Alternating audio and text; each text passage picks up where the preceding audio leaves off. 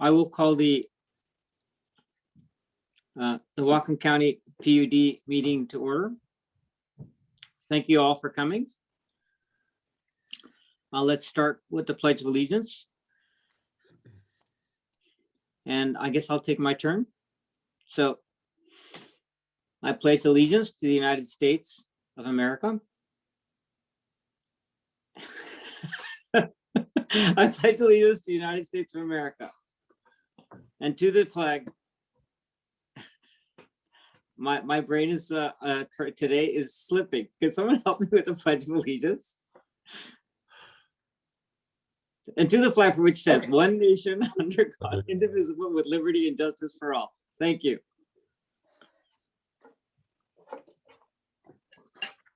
There must have been something in my oatmeal this morning. Anyway, apologize. Good morning, everyone. This is the Whatcom County PUD meeting. The first thing on the agenda is to review and approve our agenda for today. Are there any changes or adaptations to our agenda? None for me. I just want to add a clarification for the public. Under 4B, between last meeting and this meeting, a lot has happened. Under 4B, the commissioners and the staff will just have an update with a lot more action planned for the 25th meeting of this month. Some of the events between the last meeting and this meeting were unforecasted, and as a result of that, we are going to provide just an update on those items and then be focused on agenda items that will show up in the packet for the 25th meeting. So just a clarification on 4B, no change to the agenda item. Okay, with that, if there's no changes to the agenda for the comments, I'll entertain a motion to approve the agenda for today.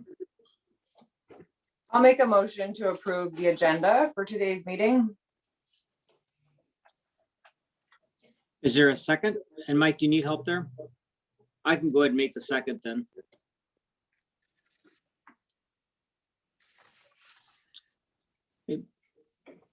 I guess I just want to make sure Mike has no issues with the agenda. Yeah, you're good with it. Okay, great. So all those in favor of the agenda for today, please signify by saying aye. Aye. And I will provide the second aye, and the motion carries.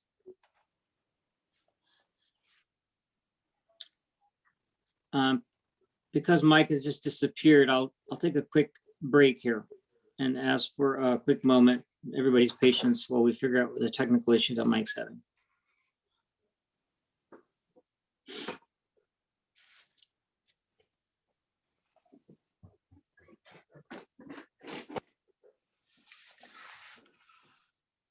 Oh, I never thought I'd flub the Pledge of Allegiance.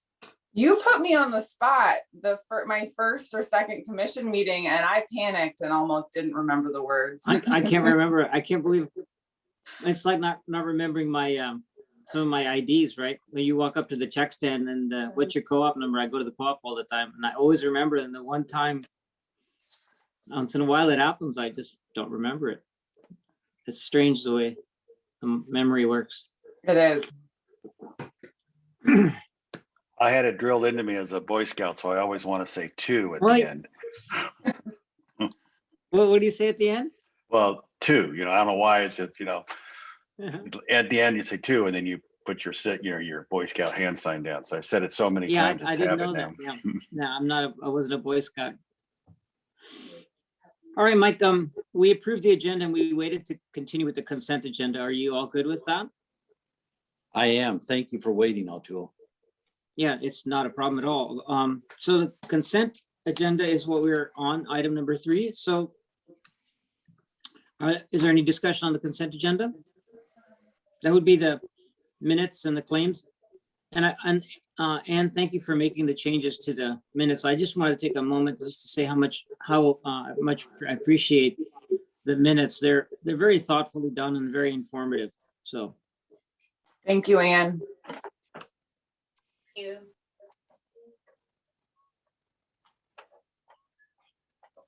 With that, And you- I'll make a motion to approve the consent agenda as it reads with the corrections. And I'll Great. second that. Thank you. There's been a motion and a second. All those in favor, please signify by saying aye. Aye. Aye. Thank you. The motion carries. So let's move on to old business. The first item under old business is a general manager appointment process update. And I'd like to ask John to begin by addressing that. Thank you, commissioners. The commission had asked, set forth a number of tasks at the last commission meeting. The first one to be set up some opportunities for some meet and greet with the Prothman Company, and those were scheduled for individual commissioners who wanted those. Those occurred last week. The next step was to start a process of identifying the job description and what the commission is essentially looking for in a new general manager. And the second component of that was going to be to start the search process or by retaining a search firm. So I broke those into two buckets. You received a memo over the weekend, two memos over the weekend outlining those two. I think that and I'll just jump in here. I think from the conversation Commissioner Grant had with Prothman, it led to go back and look at the notion of also an alternative of having someone like a Jim Darling facilitate a short planning session and interviews with staff about where the commission might be going and what it might be looking for in a general manager. And I set up a conference call or call for Commissioner Grant with Mr. Darling. I believe they've had that yesterday from reports. And so that was kind of on the tail of the memo that I had sent out on over the weekend. So that there's two alternatives of how you would like to proceed with this. One is the alternative one is to have an individual facilitate a commission discussion and refinement of the existing strategic plan, kind of at a high level, develop a job description that would inform what you're looking for in a general manager to go forward. And Commissioner Grant may want to speak to that in a moment. The second alternative is to have Prothman do that work prior to the search firm retention. So that would be the first potential action is one of these two alternatives, and that's maybe the first discussion for the commission. The second would be to look at retaining the search firm with an anticipated start in the July timeframe after this initial work of identifying what you want in a commission and a new general manager development of that job description. I can expand on that, but maybe Commissioner Grant, there may be an opportunity for you to share your thoughts based on your discussions. Yeah, I'd be happy to jump in. I thank you, John, for all your work with this process. But it was nice to have a one-on-one conversation with Sonia Prothman. And, you know, it's clear that they are very good at recruitment. But my impression after talking with her was that, you know, they don't have deep expertise around PUD strategic planning. And that's not what we're asking them to do. And I think that I feel very strongly that we need to do an update to the strategic plan. I think we're probably all feeling that way, both to inform the budget process, but also for the direction for the general manager search.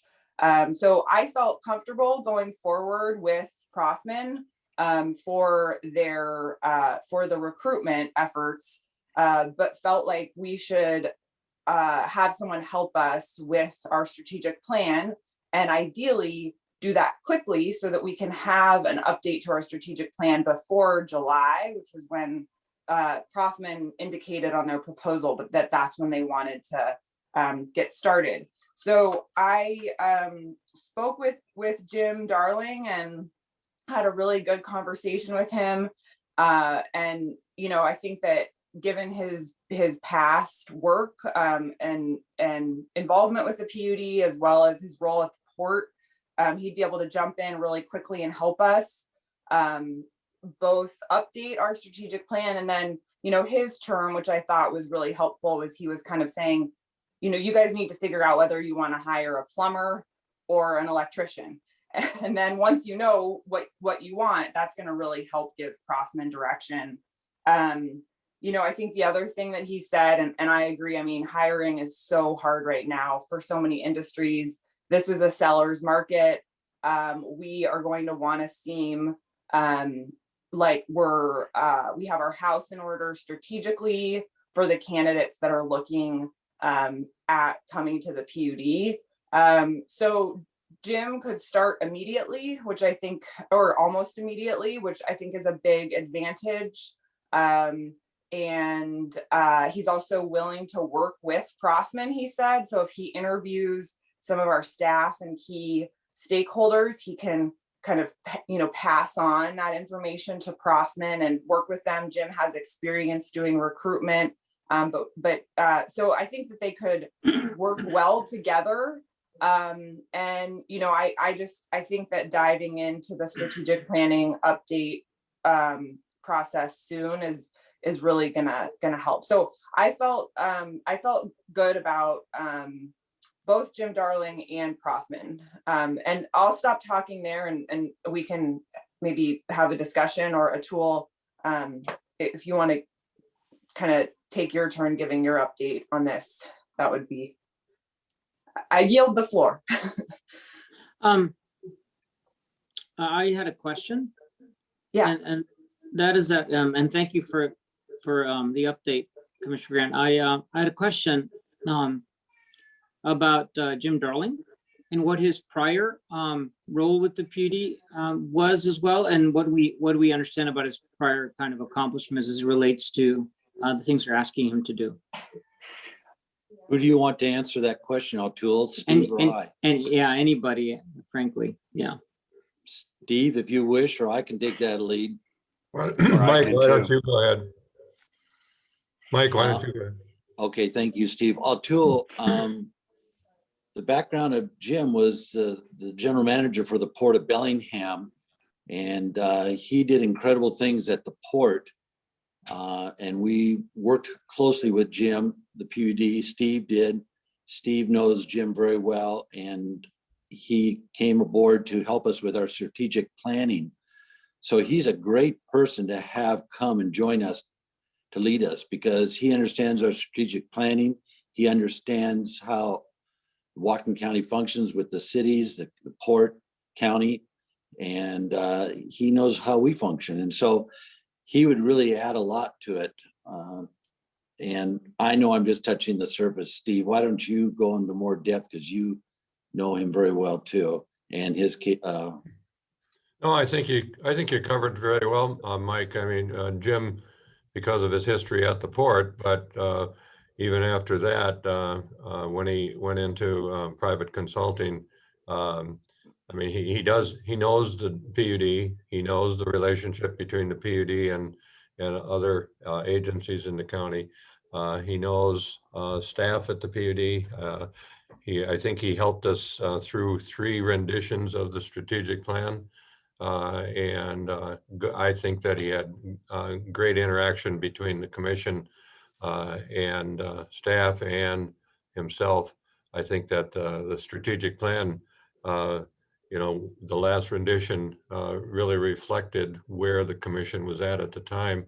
And Jim is, I think Jim is really an individual that can draw out and really facilitate really good open discussion with the commission.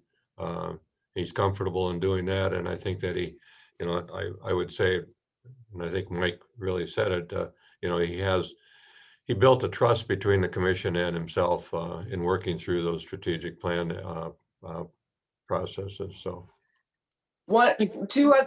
just 2 more things to add. So he's been with he worked as a consultant with Mall Foster Alongi, which is, they do environmental consulting, planning and community development.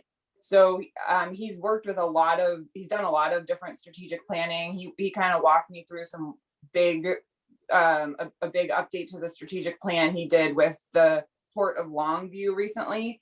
And I think one of the things I liked about him too is that he said with his process, he's really focused on why are we doing this? Not what are we doing, but why are we doing it? And I think that aligns with something that is a big value of mine, which is kind of what problem are we trying to solve, right? Why are we doing these things? So he seemed like a good fit for us. I enjoyed talking to him and felt like he'd be a good person to lead this process. But I mean, there's lots of people that do this kind of work. But I think time is of the essence. And so I also liked that he's available and he has experience with the PUD. And I can layer on more if you wish, Commissioner Deshmani. Certainly. I spoke with Jim after Christine called me. He's available on the 25th in the morning for your commission meeting, and he's available any morning on the week of the 1st, 2nd, and 3rd of June. His process would involve talking to each commissioner individually and kind of preparing a findings report, if you will, to understand where you might be aligned and where you may not be aligned. I think Jim's experience in government, whether it's he was with Public Works Director for Champaign, Illinois, before joining the Port of Bellingham. He was with the Port of Bellingham a number of years, and as Commissioner Grant said, with Mall Foster Alonji, and now with his own company. He has a tremendous background in the community and knows not only local agencies. He was on the Puget Sound Partnership appointed by Governor Gregoire, I think initially, and then subsequent governors, and so has a statewide perspective, worked with ecology very closely on a number of matters over the years. So has a lot of relationships up and down the regulatory or the agency environment. His view was he could take you through the job description, get it to 90-ish% or closer. Our employment folks here could help with that. And then if you wanted to share that with Prothman, get their final comments before they go out for their search in July, which was their proposal and their time frame, that's where it seemed to align. Yeah, as from what is being described, I feel like we're getting two benefits out of this arrangement if we proceed with Jim Darling, and that is a really good position description, but also a update to our strategic plan. So yeah, thank you all for edifying me on it in the public. Let's see, where do we take the discussion? So John, you're guiding it and you're asking for thank you. The first memo is, do you pick alternative 1 or alternative 2? Is to take you through this high-level strategic planning process and develop a job description. Alternative 1 was going with someone like Jim Darling. Alternative 2 would be using the Prothman proposal on this task. Remember, Prothman had 2 proposed task proposals. Based on this discussion, then I think, the motion essentially would be to proceed with alternative 1 and direct legal counsel to develop a contract based upon that alternative. The second aspect of that same motion would be, if you, for timing purposes, delegate the general manager the authority to execute and approve the contract. He already has that in the delegation of authority, but given you wanted to kind of have the approval of these things, I'm just saying, why don't you authorize me to develop that contract and then delegate this to the general manager to sign that. That way you minimize some delay in having to bring it back to the 25th.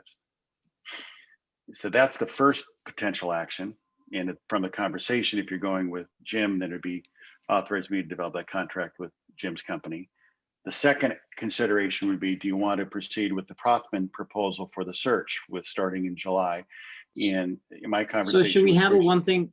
Sorry to interrupt Sure, you, John. Should sure. we handle the first time? Yeah, we will handle the first thing. What I was going to say is, my discussion with Commissioner Grant yesterday was that considering you could do them both today, in the sense that you could retain Jim, if that's the direction on the first action. Second action is to keep this moving forward, is direct me to negotiate the final contract with Prothman to bring back at the next meeting. This is for the search, not the job description development, but for the search process. So you get them online under contract and ready to go in July, so you're not having later delay. So those are the two conceptual actions to keep things moving. So the first action, yes, Commissioner Deshmani, would be the alternative 1 or 2. on the job description development and plan. Commissioner, thank you, John. Commissioner Murphy. Yeah, thank you. I do favor the alternative plan one with Jim Darling, because I think of his background. He's going to take us through it a lot quicker than if we bring somebody in who does not know our strategic planning. But I'd like to ask the two of you, one other thing is,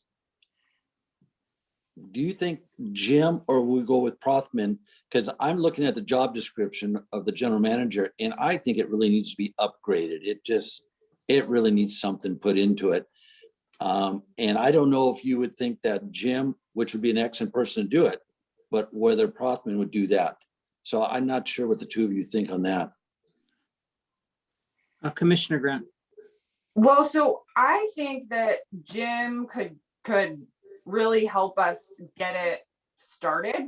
And this is where I think them working together in some way, making sure that Jim is able to talk to Bill from Prothman a little bit would be helpful. But I'd say that it seems like, especially with Jim's background doing some recruitment, he could get us, 85% of the way there. And then Prothman maybe could help us polish the job description, since that's their, bread and butter work.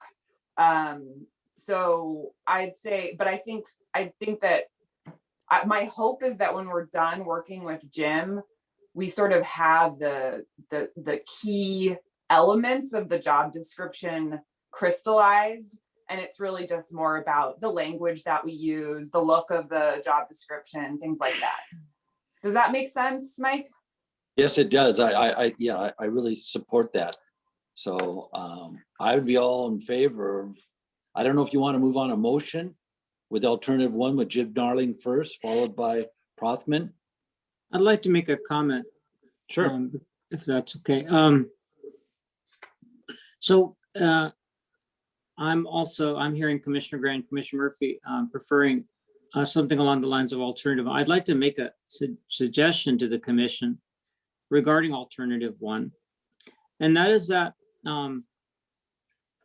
one of the things where Prothman can be helpful to the efforts of Jim Darling would be to provide him and us a list of questions that they think would be beneficial to have answered in the position description. And what I mean by that is that mostly this process for identifying the position is the work of the commission, is the answers that we provide. And I would find it helpful to know what Prothman is wanting to have in their hands as they go towards, or any recruitment firm would want to have in their hands as they go forward in terms of clarity from the commission. So those could be coming in the form of questions that we endeavor to address in the process of meeting with Jim Darling or a similar consultant for the purpose of defining that position. So I don't know if that's John, I don't know if you see that as a modification to, or just advice back to staff on how to proceed. But I think that's a request to me to follow up with Prothman. If you get to say, would you, as part of that second phase contract, would you provide a list of the beneficial questions for the commission to ask regarding job description development? Do the other commissioners feel comfortable with that kind of a request to? I think that kind of dovetails with what I was saying about Jim and Prothman coordinating with each other, because if Jim is going to, I know part of Prothman's process also involves interviewing stakeholders. We don't need them both to do it within 2 months, just sharing information, collaborating. I think that aligns with what I was saying earlier and yesterday to John. Great. So, yeah. Great. Commissioner Murphy? Yeah, I'm happy we're going to look at the strategic plan first. It was written a while back, a number of years ago. Both of you haven't had an opportunity to put your input into it. I think it's important that we spend time with Jim, who can move us quickly through it. And it's important for me to know what the two of you are looking at it and saying, hey, this is we got to move it, change it.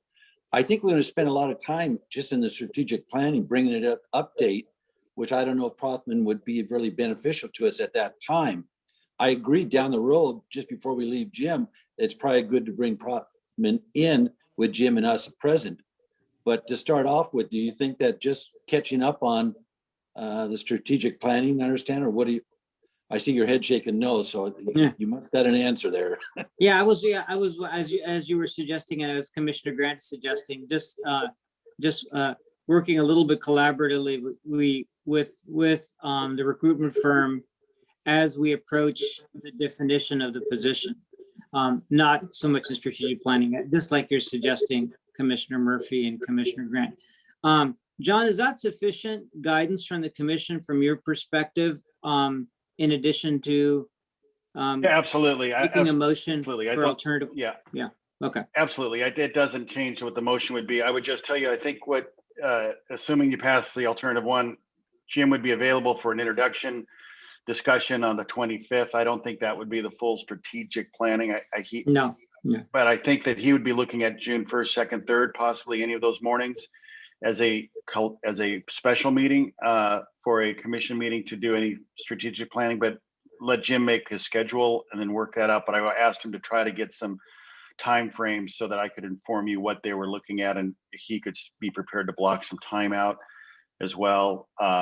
So be thinking about and letting me know what your availability is the 1st, 2nd, 3rd in the mornings if you're going with Jim. He also, as I indicated, would probably have some one-on-one time with each of you as well as staff. But I hope that I did more than answer your question there, Commissioner Deshmani, but yeah, you gave me enough guidance. And so I think it's ready for the motion. I also think we're ready for a motion. Are there any more comments before we do that? Would Is someone it, care- it's gonna be 2 motions, right? Well, the Well, we're first gonna one do- is, yeah, Let's do Okay. one at a time. So is the motion to retain Jim Darling, or is it alternative 1? motion to proceed with alternative 1, retain Jim Darling and Okay. directing me to develop a contract with Mr. Darling Okay. and authorize the general manager to execute the same. Okay. I would like to make a motion to proceed with alternative 1 to retain Jim Darling and have our legal counsel execute a contract with the general manager. Let me Not sure if I rephrase got- that. Oh. Direct me to develop the contract and authorize the general manager to execute said contract. Okay, John Sitkin to develop the contract and authorize the general manager to execute the contract. Yes. And do you have sufficient clarity on the motion? I'll second it. I think we got it. Yeah. Okay, I just wanted to make sure that we've got it noted. And- Any further discussion?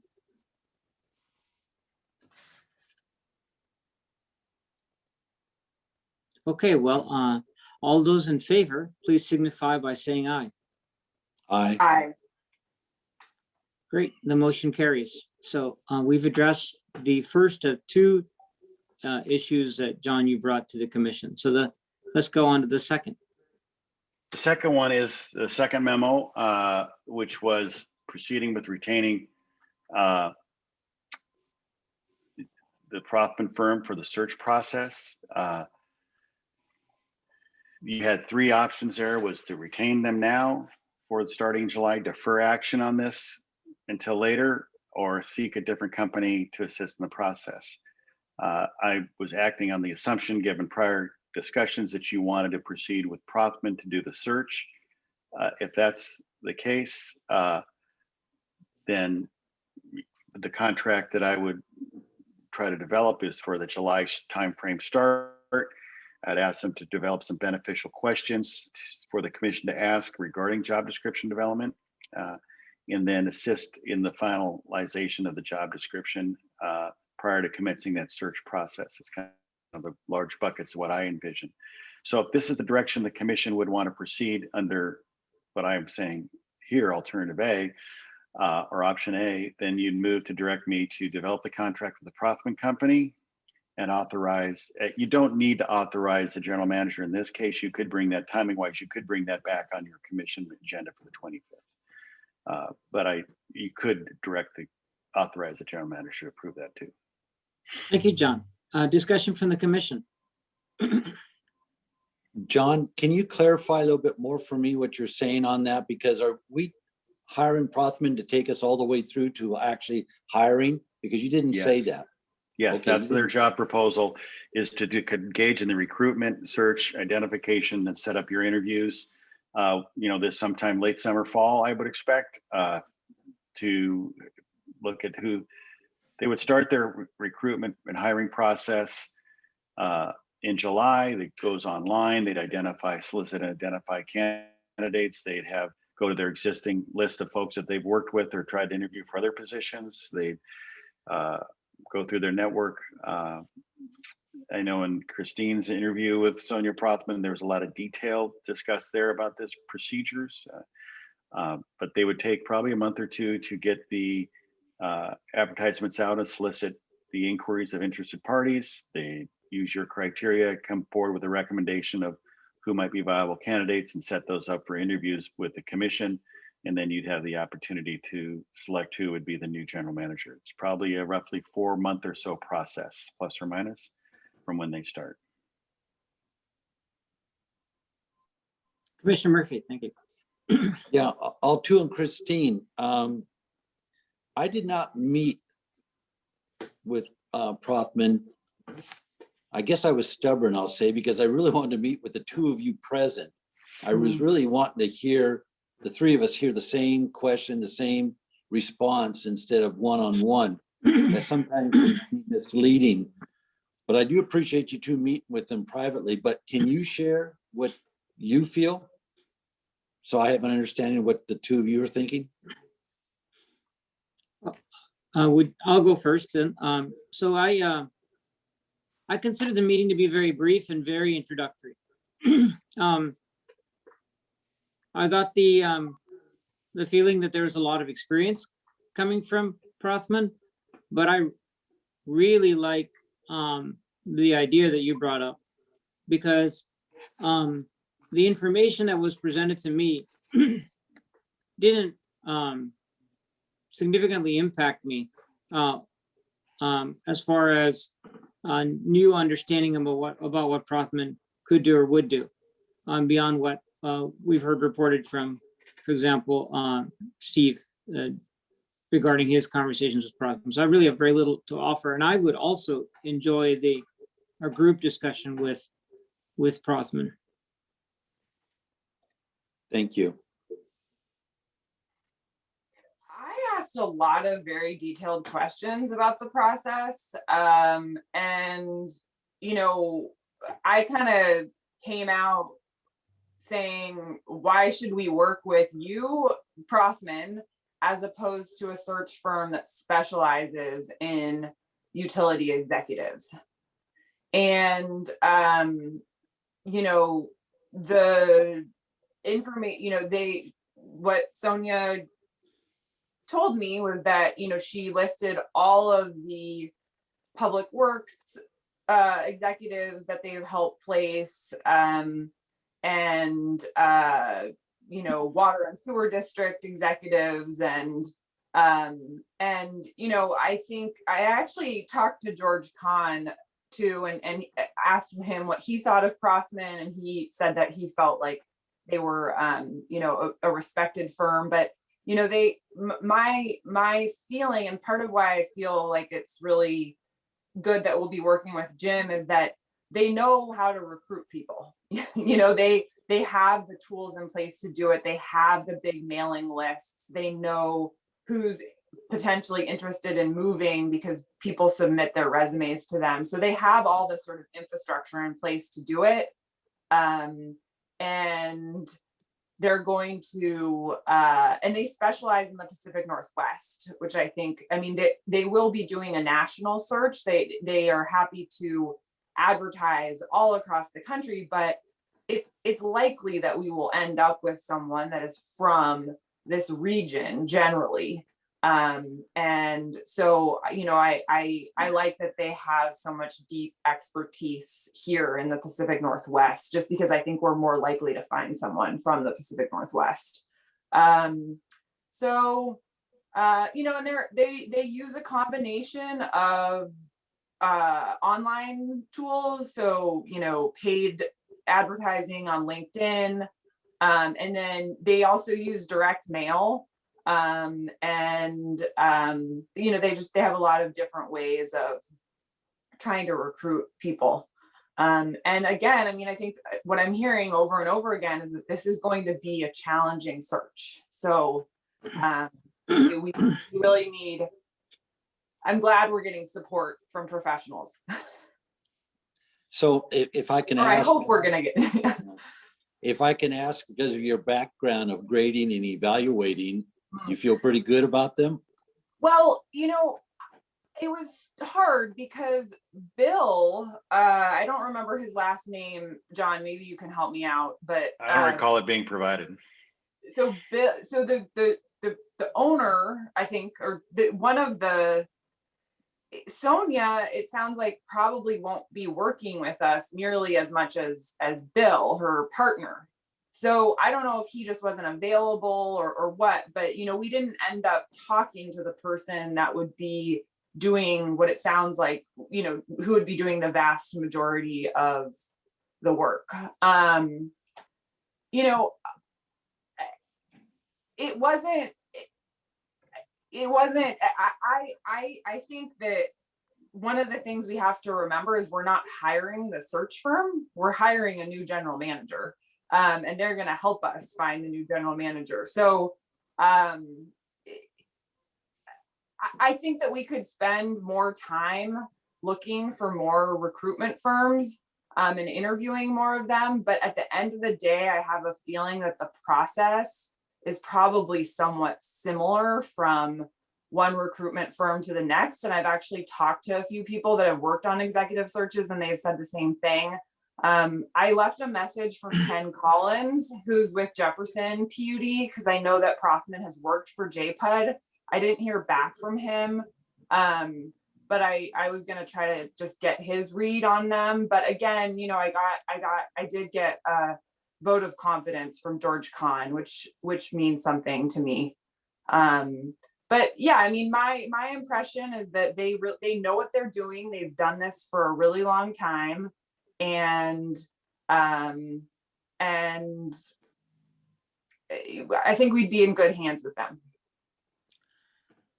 Thank you to both of you. Thank you.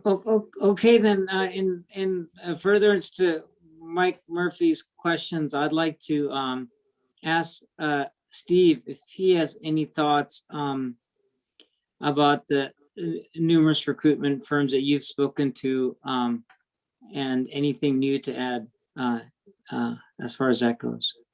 I think I'd just probably echo what Commissioner Grant said about the process, is that I think that a Prothman can take you through the best selection approach that anybody can take. I think the key work that needs to be done is what you've decided to do with Jim Darling. I think that is really what will prepare you, working with, like Christine said, you will be making the final selection, and you will know what the best candidate, who that is. Prothman will I think will do a good a job as anybody, bringing you know, the number of potential candidates to you to consider, but it's going to be based upon what you give to Prothman coming out of your work with Jim Darling, going through the strategic plan, you know, setting your vision today for where you want the next general manager to take you, and building that job description around that vision, and then handing it off to you know, the recruitment group. I think Prothman can do as good a job as anybody once you get them to that point. Commissioner Grant. One other quick thing to add is I asked Sonia, well, what if, we get to a group of finalists that you provide to us and we're not satisfied with any of them. And she said that they will keep working for us. They will keep the search going and keep looking for candidates for us until we're satisfied. And, John, you can chime in here, but that is something that we will have in our contract. So, and they're not going to charge us more.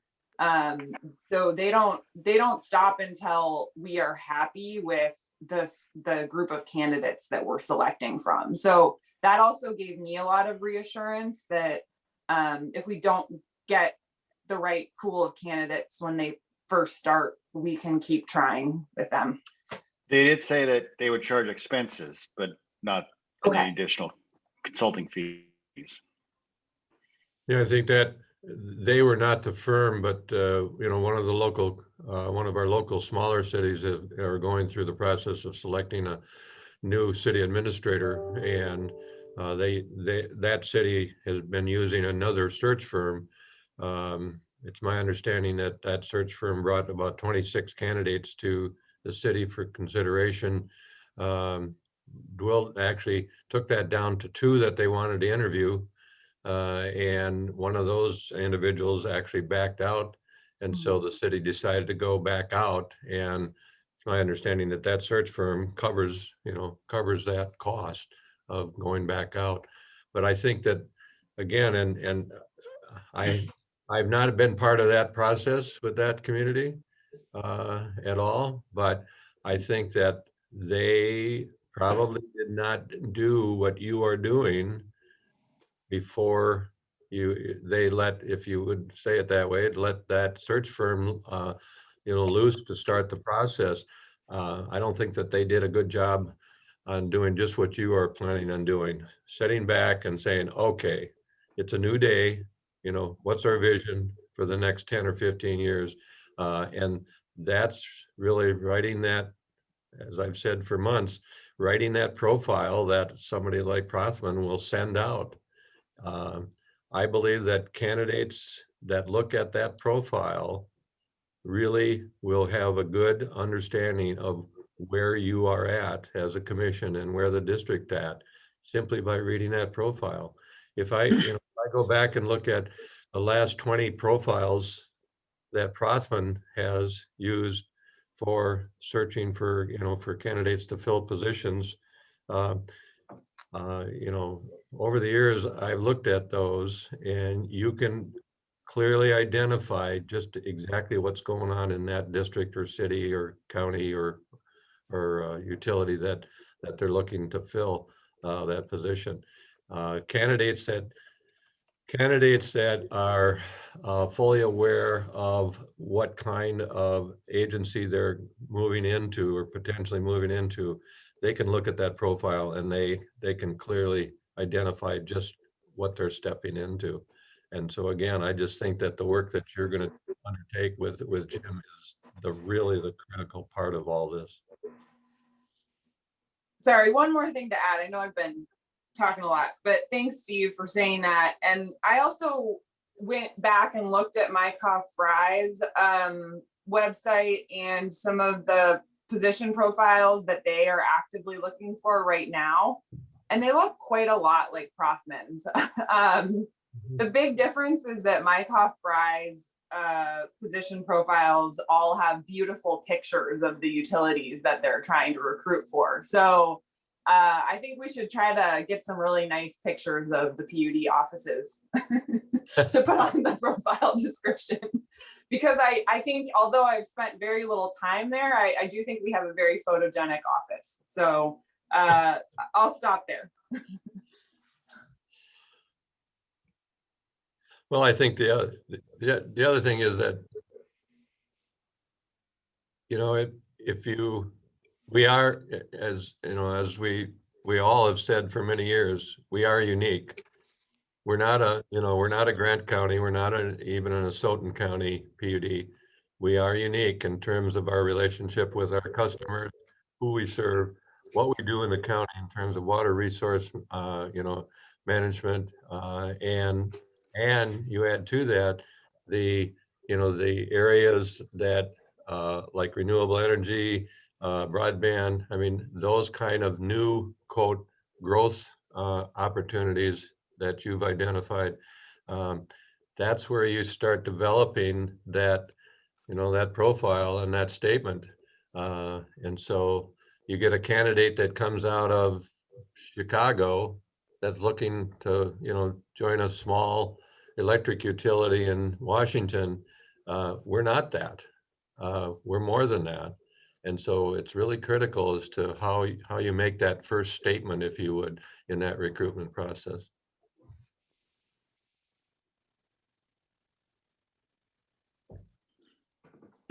Thank you, Steve. So we have a topic of discussion on the floor, and that is whether to proceed and with an agreement with Prothman, and what the scope of that agreement will be. So, John, do you want to tee this up a little bit better now? Certainly, Commissioner. So what the motion would be is to proceed with retaining the Prothman and Company for commencement of the recruitment search in July, and direct me to prepare a contract for those services to come back for commission approval at the next meeting. And I'll make a motion based on the words that John used as our motion. Great. Is there a second? If you said second, you're muted. I second. Great. There's a motion and a second. Any further discussion? All those in favor of the motion, please signify by saying aye. Aye. And then the motion carries. So does that conclude this item 4A on the agenda? John, Steve, do you have any further comments? Okay, For me. great. Thank you, John, and everyone. I would just say, let me know as soon as you can, June 1st, 2nd, or 3rd, if there's a special meeting, what your availability is or isn't on those days. So Yeah, I I'm can try to available. coordinate that. Okay. Right,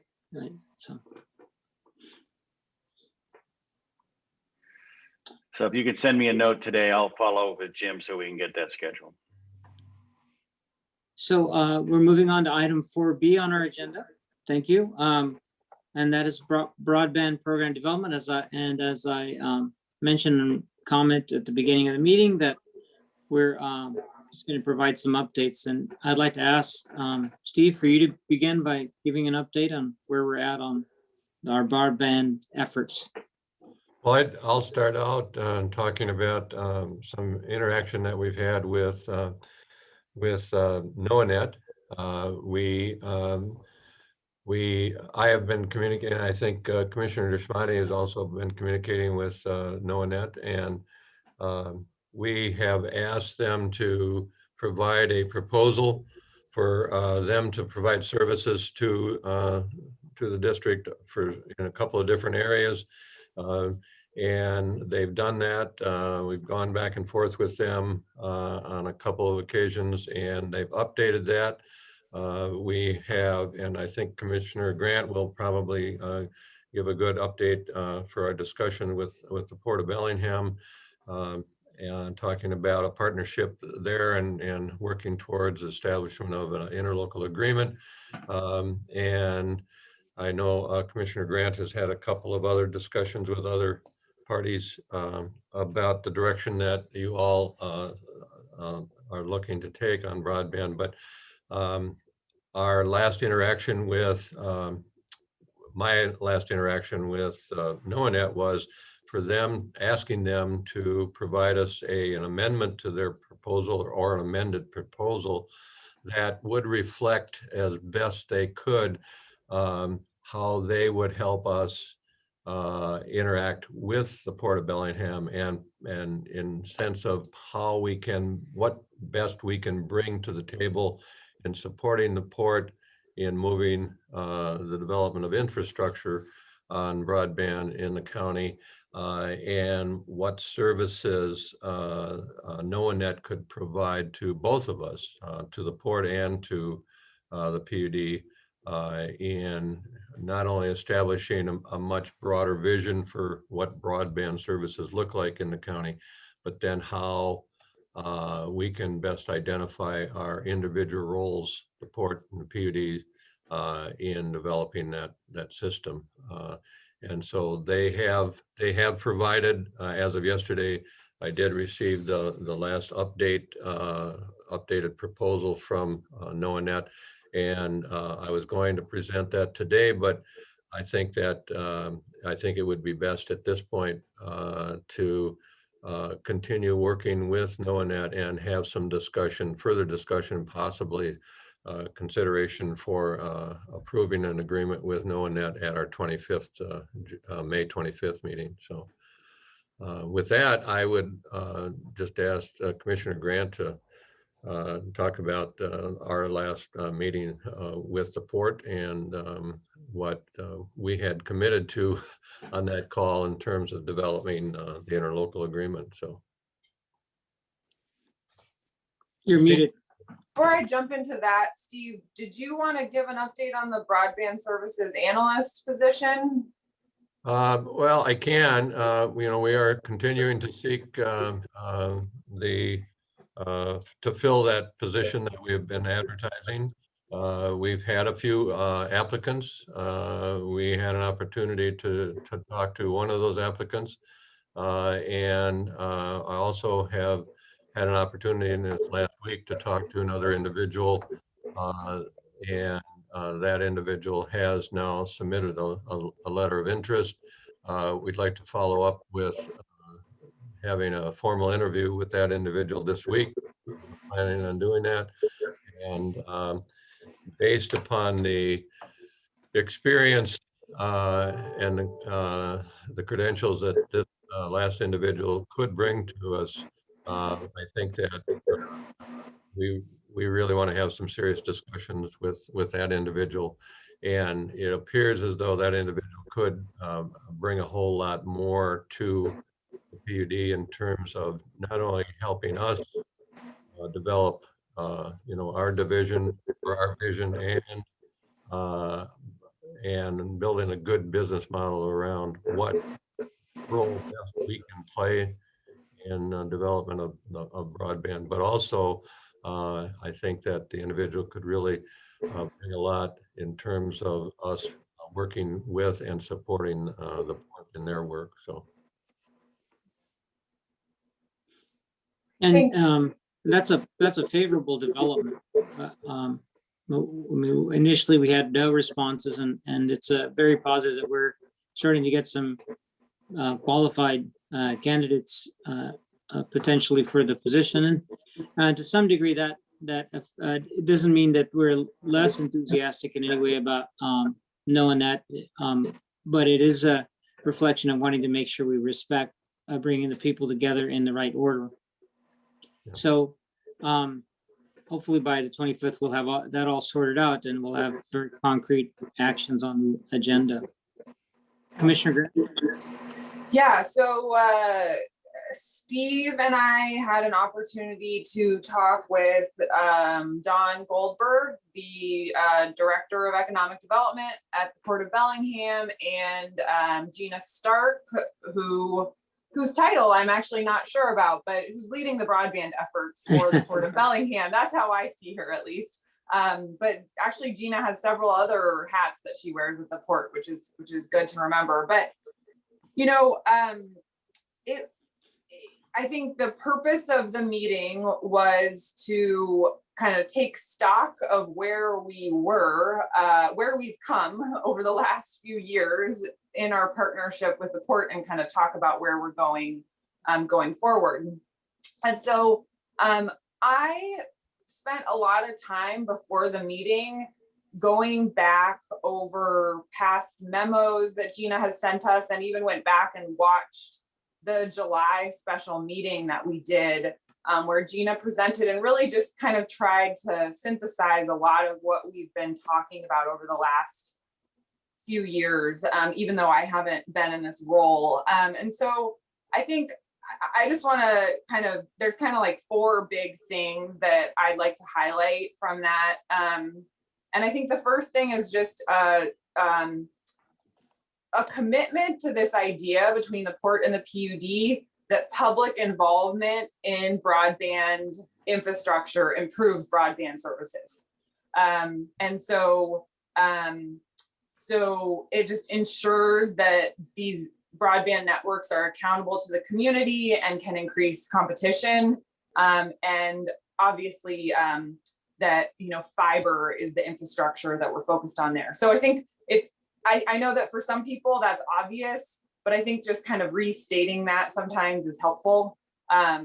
So I think the next thing that we talked about is the various grant funds that are coming our way and how to make sure that we as a community are prepared for that and are working together to maximize the number of resources that can come to our community.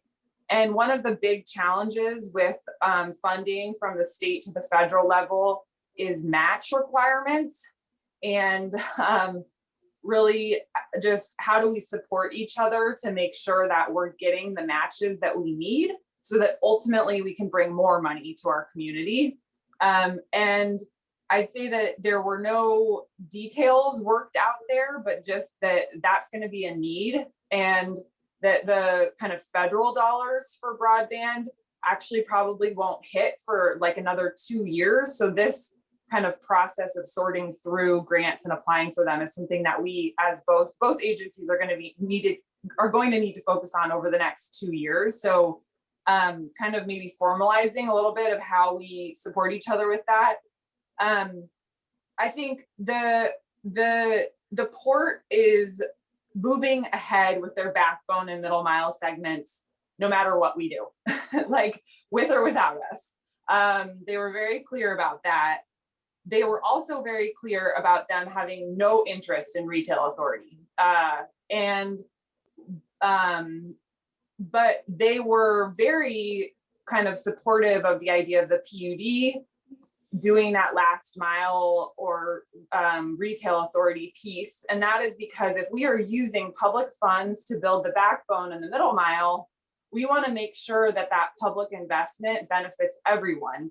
And there's a concern that that fiber backbone, like private ISPs can cherry pick the most lucrative sections of that and only serve the profitable areas.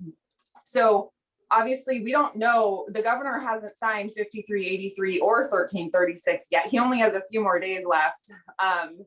But as we learn more about that, that's, I think, where the port would really see us providing the most value in terms of delivering services to residents.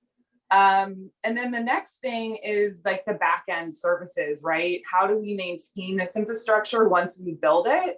And we're going to have all these operations and maintenance needs. And the PUD already knows how to maintain fiber because we have fiber that we use for our SCADA systems. So this is a core competency that the PUD has that we can bring to the table. And so thinking about how we include those O&M costs in the dark fiber lease agreements with the ISPs is something that we talked about. And so again, I think it's very high level still at this point because we haven't dug into our business model yet.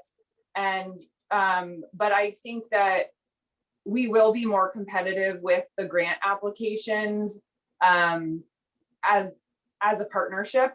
And I think that the big thing that we need to keep thinking about is how we, really continue to build a, just build an environment of trust and just a relationship that provides the most benefits to the community. So I think that summarizes most of the meeting. Steve, do you have anything else to add? No, I think that you've done very well. I think that the next step is for for me to work with John, and I've already had some further discussion with Gina at the port in developing a draft interlocal agreement that tries to highlight all of those four issues, and then set out a decision-making process, or not so much a process as a timeline as to, when the two parties will decide who does what, but really focusing on setting a vision as to why we're joining together. So we've started to work on that, and we hope to bring that back to at our next meeting on May 25th. I'd say one last thing I wanted to add is that the port seemed sensitive about this idea of us hiring a consultant that would come in and then tell the port what to do. So I think that we need to tread carefully in those discussions and respectfully.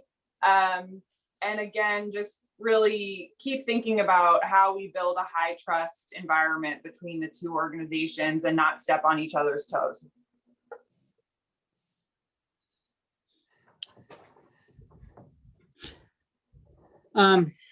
So the thing I'd like to share on is the broadband advisory group to the city of Bellingham. I gave a presentation last Tuesday, and I will send a link from the broadband advisory group to you, Steve, which you can forward. It's available publicly, but it'll be easier if I send the link. The presentation was two parts, had two aspects to it. One was a quick summary of Brian Walters' presentation that he gave at that special meeting that you referred to in July of last year. And secondly was to explore, as a member of the committee, where do we go from here? And one of the central aspects of Brian Walters' presentation was the presentation was about lessons learned, but one of the central aspects is the need to take a systematic methodological process to develop our broadband policy and strategy, to not take a low-hanging fruit-based tactical approach to broadband and fiber expansion. And certainly that is reflected in the port's current plan. It didn't take a lot of research to identify for the port, because they didn't do a lot of research. They did a pretty modest amount of research, but it became very clear that backhaul or backbone, and just for the benefit of the public, they're somewhat of interchangeable terms, because I was quite, by the way, confused by the term backhaul, because I have a background with logistics and shipping of commodities by truck and rail. And so backhaul means very different things in those industries than it does in the fiber and telecom industry. But rather going to how I thought it was defined, I'll explain. What backhaul means is the infrastructure that gets the data back and forth to the distribution point that it goes and serves multiple retail customers. So backhaul and backbone are essentially interchangeable terms in the world of fiber and broadband. And it became obvious for the port that backhaul / broadband were sorely needed, particularly in the outlying areas of Whatcom County. And so they've gone about analyzing that. It's turned out that they have discovered some opportunities to avoid overbuilding. And the one example is the port's original plan was to build from Bellingham to Glacier with a dedicated public line. They have decided to rely on Waves fiber from Bellingham to Deming. and then build from Deming to Glacier as part of their first construction project. That is because the port believes that Wave has very sufficient capacity to get out to Deming, a lot of strands buried, and a lot of capacity on those lines. So with the recognition that the port has taken steps and is planning to expand backbone, it is realistic to assume that more can be understood and done in the proper execution of a fiber backbone. As we've already witnessed, the original plan is not the plan that is happening today at the port. And one can expect more audibles or alternatives to the plan being developed as a result of ongoing exploration and work with the existing ISPs, with the evolution of resources, additional resources being available. The choices that are the right choices in terms of backbone will continue to evolve. And the approach that makes sense to proceed with the port is as a team. And not, and I don't see any problem in my conversations with Gina or other port commissioners or with the general manager at the port, the executive director, sorry, at the port, regarding a flexible and openness to collaboration on the subject of backbone. There might be individual concerns on particular issues at the port, but I think we have to get through those issues, and I think we have to work together. We are an infrastructure organization. We are already talking about a level of staffing in terms of consultants and employees that would be more resources being contributed by the PUD on a daily basis than the port is currently contributing. So we recognize that we're late to the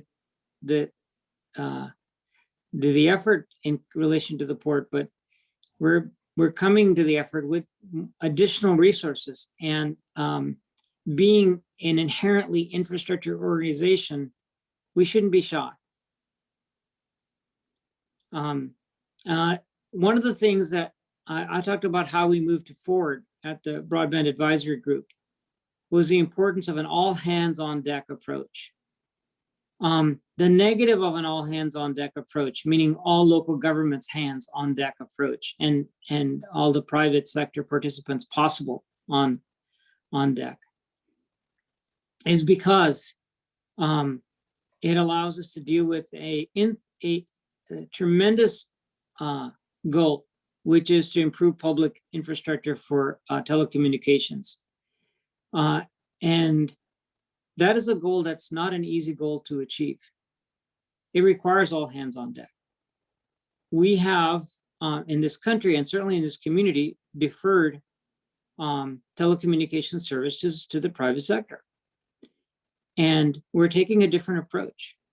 During the Obama presidency, significant efforts were made to expand fiber optic infrastructure in terms of federal funding. A great portion of that money is basically direct gifts of public funds from the public sector to the private sector to create fiber optic infrastructure. Much of that money did not benefit the public. The reason the public is involved, the reason 1336 passed both houses, is because the public gets that public infrastructure is going to be necessary this time around. And so all hands on deck. And that means that it's going to move a little bit slower than it would if all hands weren't on deck. But the reason I firmly believe in an all hands on deck approach is because we have a tall order in front of us. It has to be done very thoughtfully and in consideration of all participants, including private sector participants. The Broadband Advisory Group exists because a group of people, including myself, worked to convince City Council that this importance of all hands on deck approach. So what I'm bringing up now is that it's not unlikely that the city will have specific asks in terms of backbone. So that will have to be factored into consideration.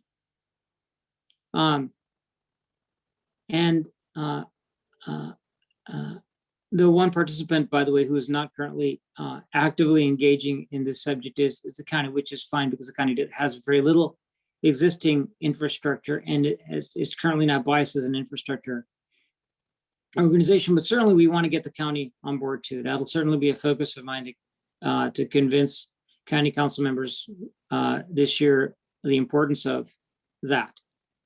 Running towards a all hands on deck approach. So that's the main thing I wanted to surmise. I have heard also from the port about their desire for the PUD to become focused on retail. I certainly accept the invitation for us to explore it.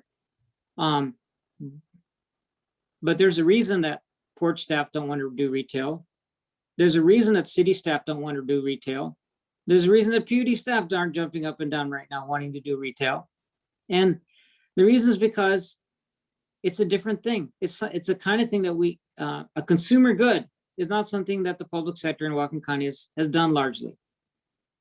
The city provides essential services retail. The PUD provides, mission critical services retail for a group of industrial customers. But it's a tall order and a large step for the PUD to go into a retail service as it relates to a consumer good, which is entertainment and data services. So it's the kind of thing that if that's something we're going to enter into, it's something that we do carefully. And there's other ways of many ways of participating in retail. For example, providing the infrastructure, but not providing the data services. There's many possibilities, but these will have to be carefully investigated.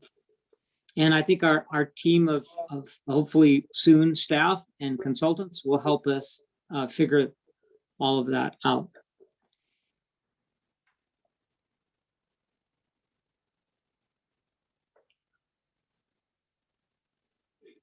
There's some very specific, and I don't need to get into details, but there's some very specific examples where advice from PUD staff has turned out to be really prescient as far as plans for the fiber rollout, backbone rollout of the port.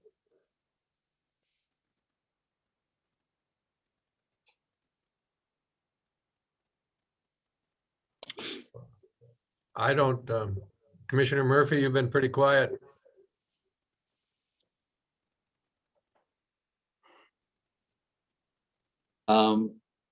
Thank you, Altul, and thanks, Steve. I can't tell you how much I want to move forward with broadband, especially when I've seen what's happened in the educational field of young children not getting their chance. It's one thing to go old and just say, hey, you're another year older, but you can't do that with youth. You can't do that with the young because each year is important to them.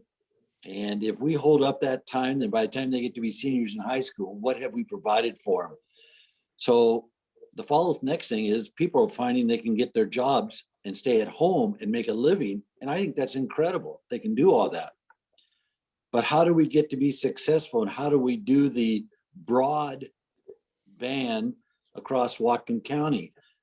Altul, you said some things about the port is interesting going to one area and one area only.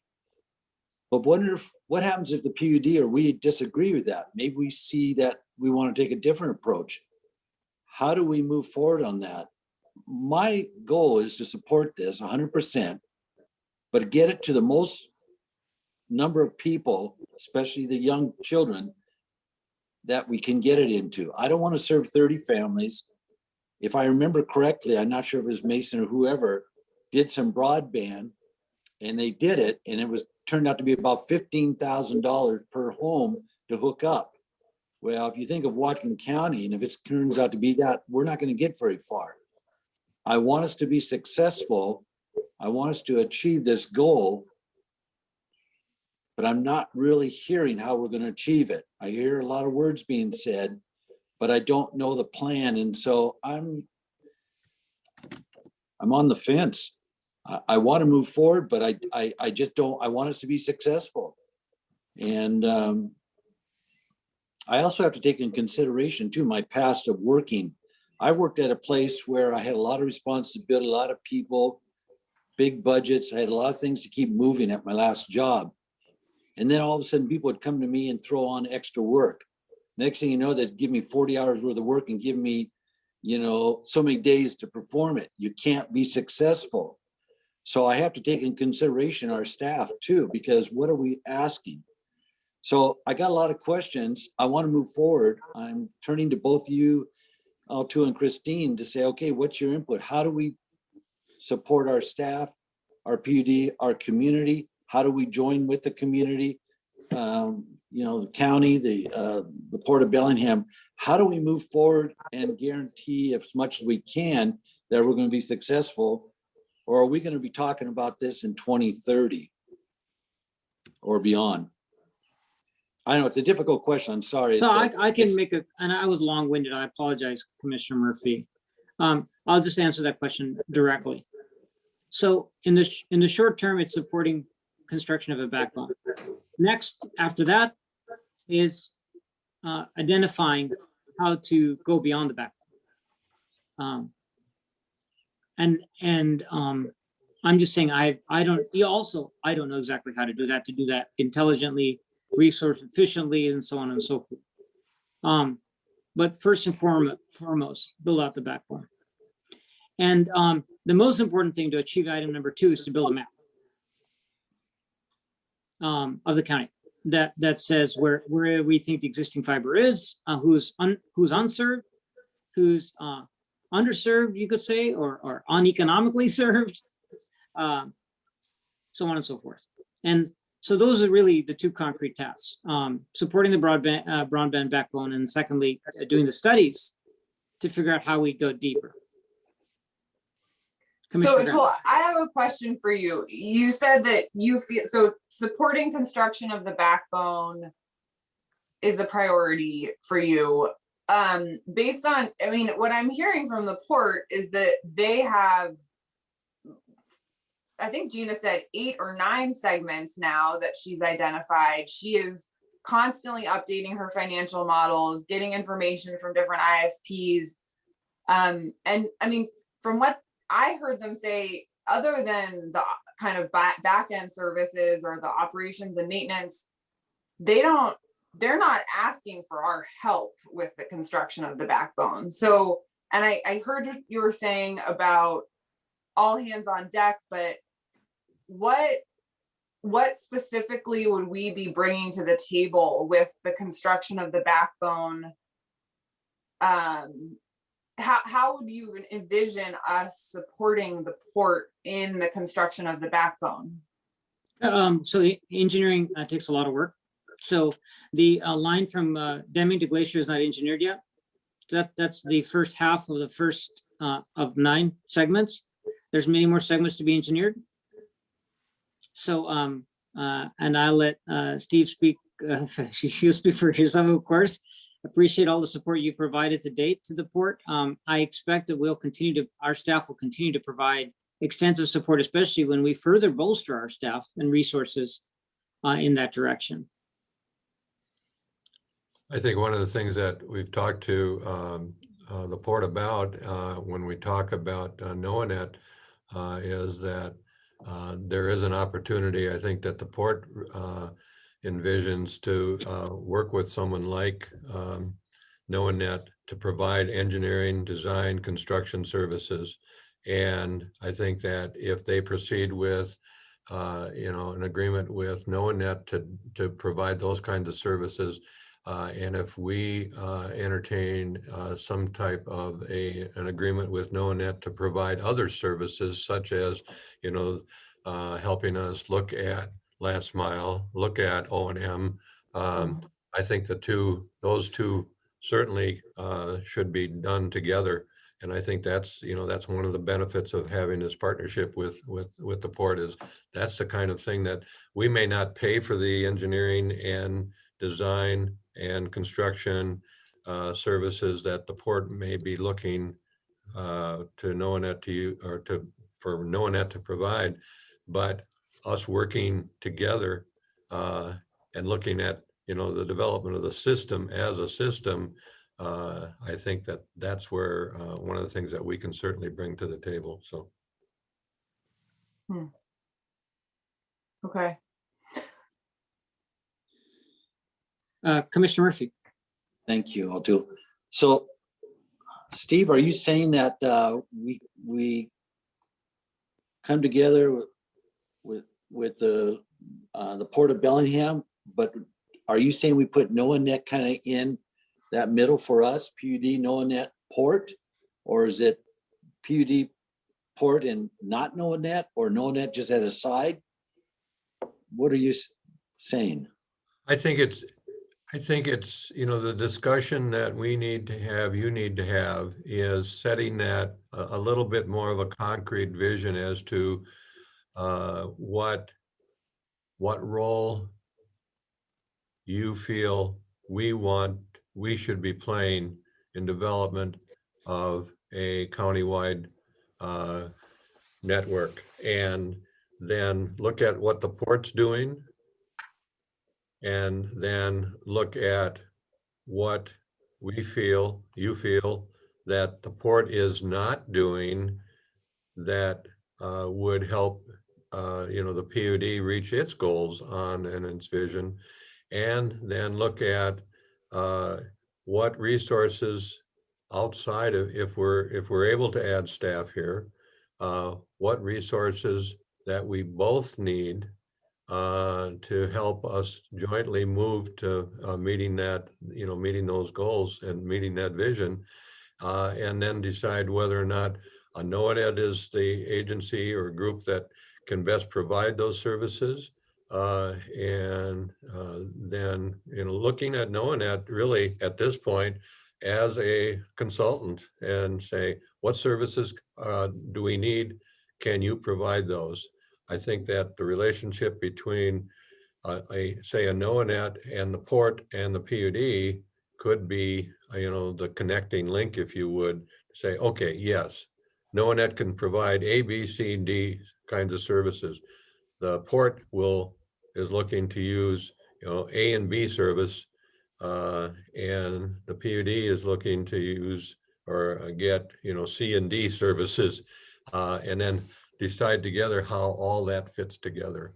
I don't know what, I mean, we've talked to NOAANET, just an example, say O&M, operating and management of, or maintenance of whether it's the backbone or other facilities, part of a build out. Commissioner Grant mentioned that, the port could possibly look to the PUD to provide those, operation and maintenance kinds of services. We may be able to, we may decide to do that. We may decide to hire staff and, employees to do that, but you could also call upon somebody like NOAANET or a private firm to do that, but we would be managing that contract. So it's a long-winded answer, Commissioner, but I'm not suggesting that it's, the NOAANET and the PUD or NOAANET and the port. It's setting that vision, sitting down with the port, outlining, what different roles we jointly agree that we're willing to play, and then decide where we need the resources, staff or contractors to provide those services. So to state my opinion as a commissioner on this, I since becoming a commissioner a couple of years ago, I wanted to understand how to proceed, knowing that we needed to proceed, and knowing we needed public involvement in the subject. But how do we proceed? And having experienced my prior life in business and as an entrepreneur, it seems that there's a million ways to do things wrong and only a few ways to do things right. So recognizing that, the first thing I wanted to do is understand the lay of the land. And at the time, the PUD had just co-funded with the port a first iteration of that assessment of the lay of the land. But it was a very short and concise report, very much intended to guide the port through its first step, which was the support of a backbone, and some recommendations on how that backbone would be laid out. And those, of course, have evolved substantially over the last 2 years. But one thing that was not available at that time, because the amount of time and energy needed to do it wasn't spent, is a lay of the land would actually show what people's level of service is. Now, several things have happened that have also further enabled it, that happening. It's been a core focus of NOAA to develop these tools for surveying and assessing the county in terms of what people are getting in terms of service. They've also discovered that the tools that were used before, which is, for example, tools like speed tests, were not sufficient to assess the actual performance that people are getting on their services. So it's actually a central part of the, looking at the proposal, which we've all had a chance to look at from NOAA, it's a very central part from NOAA to ascertain the lay of land. I don't expect that the port is going to hire NOAA to do that. The port's already been through its evaluation and early planning stages. I think that that's something that the PUD is well suited to do, and to whether we use NOAA or some other party, that's something that I've personally, as a commissioner, wanted us to do for now going on 2 years. So I would like us to undertake that investigation, because that's what will guide subsequent analysis and decision making, meaning, and to use Steve's language, identifying what the port is not doing, and then identify how to contribute in those areas, uniquely contribute in those areas. And certainly port has some ideas for us regarding that, and that is the statement of retail. But of course, that's just a word, and how to manifest that activity is requires careful study. So, and that's why I think NOAA is such an important potential participant in our effort. So thank you, Atul, for that. And I agree that we do really need to do more analysis and mapping. And I think that the COS service zones part of the proposal that NOAA provided was, to me, it seemed like one of the most critical parts of their proposal. I think, even before the conversation with the port, I guess, as the commissioner that campaigned most recently and talked to a lot of people about their internet access, the thing that really gets me frustrated is when I hear folks that are desperate for better internet access and none of the private ISPs will help. And I am really not interested in competing with Comcast. Part of why I think 1336 was so critical was that most of the federal grants coming down the pipeline are going to be specifically targeted at underserved areas. And I think that is where our sweet spot will be. And what's also great is that that's also where a huge portion of the federal funding for broadband is going to be focused. And so we have a really unique opportunity right now, because basically the largest amount of funding for broadband in the history of the United States is about to hit. And so, we know that Skagit paid for a lot of their build out with grant funds several years ago. So I think that there are a tremendous number of opportunities for us over the next few years. And so I guess I agree with you, Atul, that identifying where where we can provide the most value is really important. But I think that we should not, we shouldn't be afraid of pursuing the retail authority that I hope we get in a few days when the governor signs the bill, the 1336. You know, and so I think it can be underserved areas, and then it can also be where citizens petition us to build fiber for them, like Kitsap does, and Mason does right now. So, you know, a big part of why people argue that PUDs should get retail authority is because it would give us more access to federal funds. So, you know, I'm in agreement that we need to do a lot more analysis about what our business plan is. But to me, the way that we can really help people the most is potentially with that retail authority. And so I just don't want us to take that off the table.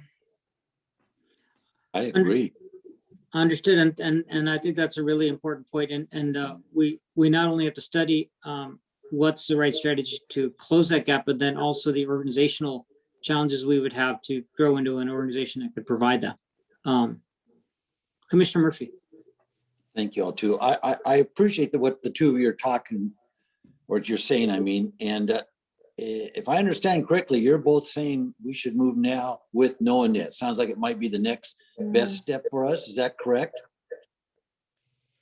That's not what I'm saying. I mean, okay. Yeah, I think, well, I think that it's something we should revisit in our next meeting as we know more about the broadband services analyst possibilities, because I thought that the NOAANet proposal had some really good ideas in it, and I think that working with NOAANet in some capacity makes sense.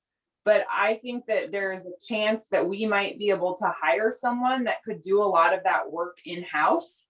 And I think that if we can do some of that work in-house, there's some major benefits in terms of having a PUD staff member build relationships with community members and groups and the port rather than a consultant. And then maybe we could even use that staff person to really help us understand when they can say like, whoa, I really need help. This is when we need to bring NOAANet in. So I'm not saying that we should throw the NOAANet proposal out in any way, but I don't know that I would be ready to move forward with them right now, given the fact that we're so in flux with the broadband services analyst. That's at least where I'm at. And, you know, I hear what you're saying now. Thank you for clarifying that, Christine.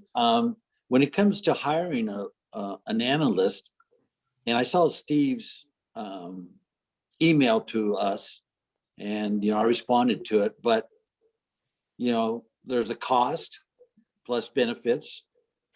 And there was also the question about, you know, guarantee some kind of security on their job. Once we hire them, you know, they're going to be able to stay. Excuse me. And I'm concerned about that because it seems like we have a lot of things up in the air. I would rather use a firm like NOAANet and glean from them as much as we can and get as much as we can if they're the right ones, and then hire someone or continue to look to hire someone. But I want to just keep moving on this. I want to make progress every time we meet. And if hiring an analyst is the next one, then fine. But I do have concerns about the position. And we have a new general manager coming within a year, so to speak. And there's just a lot going on. We're knowing that we can use them, hire them, and we go as far as we can with them. And maybe our analyst then comes on with that information and really can move fast for us. I don't know. I'm turning to the two of you for some direction on that. Yeah, I think it's a rich discussion. I'm really grateful for both your insights, Commissioner Murphy and Commissioner Grant. And I think we'll have to hash that out, and hopefully we'll, with the fantastic support of staff over the next couple of weeks, have an opportunity to get to something concrete. I don't think we're ready to do something concrete today. And to just say my honest feeling is that I was super duper delighted with knowing that, still am, but I'm even more super duper delighted that we have a potential candidate for our position. So, you know, I don't want to in any way dissuade from one or the other, and it's just figuring out how the pieces fit together, and maybe giving a little bit of time for letting that happen. Sorry, John. Commissioner, yeah, just some information just to tailor into what all three of you had said in some capacity about underserved areas and what's happening. And I think it underscores the need for a business plan that all of you have talked about. You know, I represent the city of Everson and the city of Blaine. Both have received requests recently for franchises from internet service providers to build facilities in their rights of way and jurisdiction. So I think an aspect of the bills pending in the legislature is that they're now seeing that publics might provide the backbone and have some control, or at least some costs that would be passed on to the privates, and they're looking to build their own fiber network that they can reduce their costs. Now, of course, there's models with, as Commissioner Grant said, about grants and the rest, and there may be holes of underserved areas outside those jurisdictions, obviously, but there is a dynamic play. Audibles will need to be called in the business plan, as I think Commissioner Deshmani said, but I think the effect of this new legislation is that the privates are starting to come to the table to extend a network in some capacity. Just worthy of continued engagement on this issue and understanding the dynamics of the market.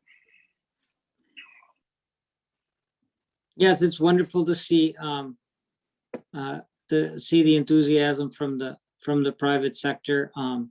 Certainly, when we have the experience of what happened with the last federal stimulus funding and where the money actually ended up. But it's wonderful to see these networks in the centers like Blaine and Sumas getting it, and you said Everson as well. They are getting attention. One more thing to add to that, I was on there's a group that I can share with both of you. It's elected officials that are working on public broadband. Angela Bennick from Kitsap PUD told me about it, and someone on that call last week called it fiber to the press release, which is where private ISPs are making big press release announcements and then nothing happens for years. So I think that there's I completely agree with you, John. There's a lot of, it's part of why it's hard, because this is just a very dynamic environment. It's hard to make policy about technology to begin with, and then when things are moving so quickly. But just because we get a press release from a private ISP doesn't mean the infrastructure is there. So just wanted to say Totally agree. It's a long way from here to Tipperary, as they say. And I liked the term too, fiber to the press release. So yeah. Yeah. No, there's a long way, and there's a long way from getting a franchise and the right to install versus actually installing. Right. Totally get it. But I'm just observing the authority to have you engage in the competition has spurred some action. Yeah. So are we gonna take this up then at our next meeting when we have more information about both the broadband services analyst and NOAANET? That would be my recommendation, yes. Okay. And can I ask, what does that Thank you, Steve. actually mean? I mean, I appreciate all our discussion, but are we moving forward? I want to see some action.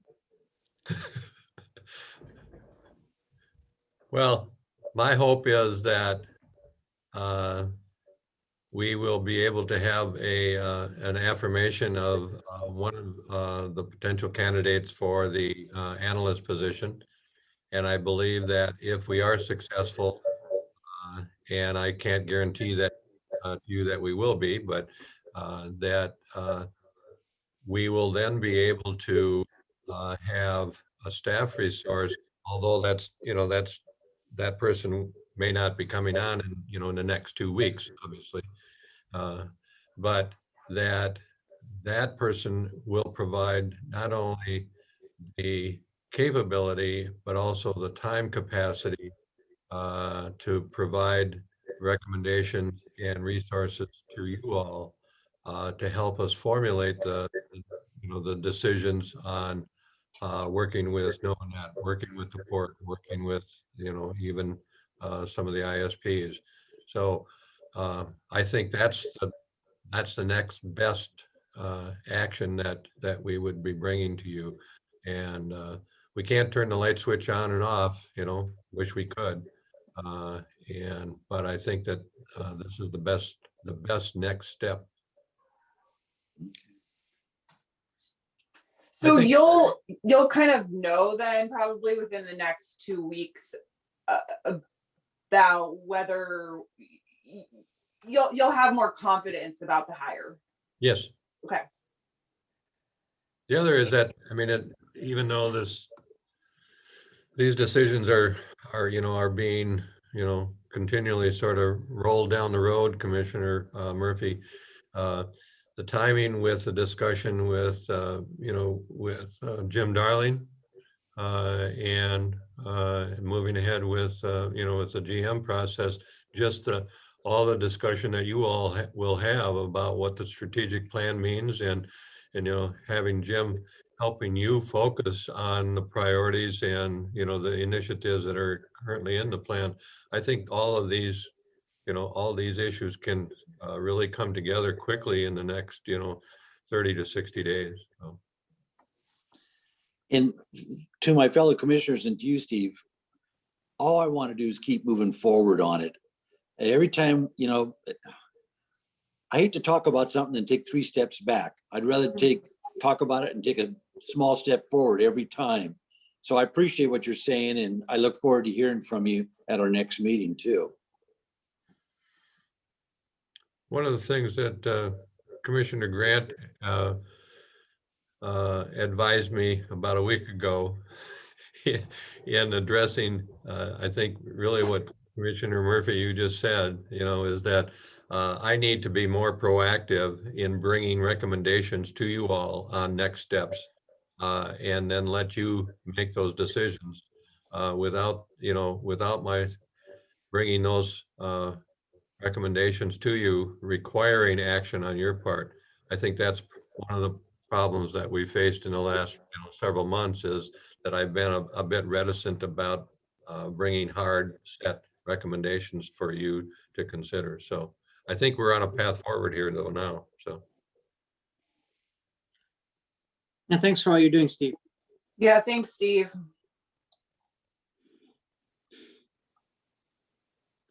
So looking at our agenda, we intended to have conversation on under 4B, no action item. So if there's no objection, we'll move on in the agenda to new business. Okay, so let's move on to new business. And item 5A is the approval of a change order for Mills Electric. Brian, are you handling that? I think Alec will take that. Okay. Yes, Alec. Yeah, good morning, commissioners. So what this change order is all about, I'll try to keep it as concise and clear as possible, is when we went out to bid for this, we did not use a system that we can use, which is a equipment standardization.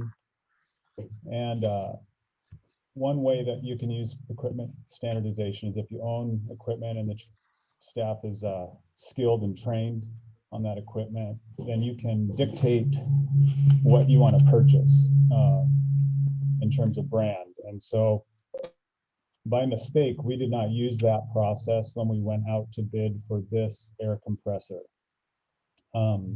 We had more than one brand listed as a option for bidding. And so our staff, as I've written, has expertise in the Gardner Denver brand, and our intake facility here at Plant 2 also has a Gardner Denver brand compressor to handle the frazzle ice. And so the job that this compressor serves is to assist us with that frazzle ice. And so we spoke with Rich Davis in John's office to check into this equipment standardization to justify our change order. And so what we're asking is for Mills to supply this Gardner Denver compressor instead of one that they submitted on by Rogers Machinery. And we want to use our staff's expertise as the justification for that.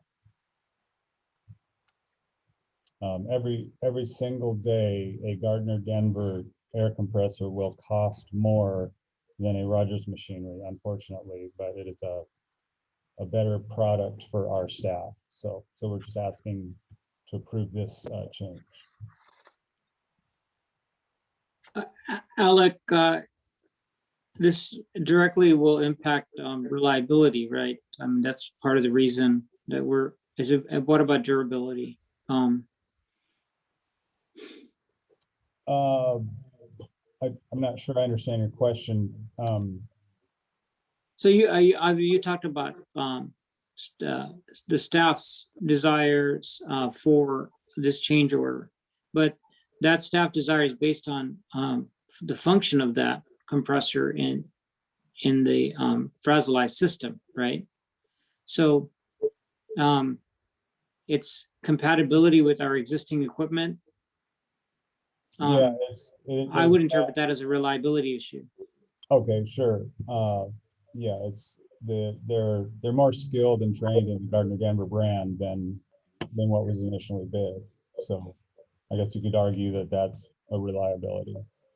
Okay, yeah, I mean, and I don't know what word to use. If you have, Sure. please suggest a different word if there's a better word to describe like the end function that we're trying to achieve, which is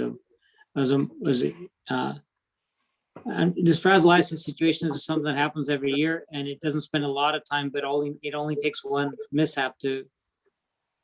So that's why you're driving for this change, right? Is to minimize further the likelihood of something going wrong. Yes. Yeah. Say, Alec, Yeah, Mike. it says that we're talking about going to the air compressor being cooled by water instead of by air. Is there a reason for that? I mean, running water and trying to keep it from freezing during the winter is a concern where we wouldn't have to worry about it if it was air. So I can address that, Mike. The space that we want to put this air compressor in, if we were to put an air-cooled air compressor, we would essentially be putting it outdoors. We'd have to create so much ventilation in this building that it would essentially make it outdoors. And when we need this thing to run, we typically experience northeast wind at a certain velocity. And so if this was an air-cooled unit and that wind would just blow right into it, it would almost be just like it is outdoors. And part of the drive for this air compressor was to get our operators out of the weather when they were operating the air compressor. If you recall, we've had to rent a mobile compressor that requires fueling. It's parked right next to Ferndale Road. The fuel has to be the environmentally friendly diesel, so it runs through it very quickly. This design with the water cooled air compressor gets the unit indoors, and the water system, the mechanical system, will have a way to control the temperature of our water that enters that compressor.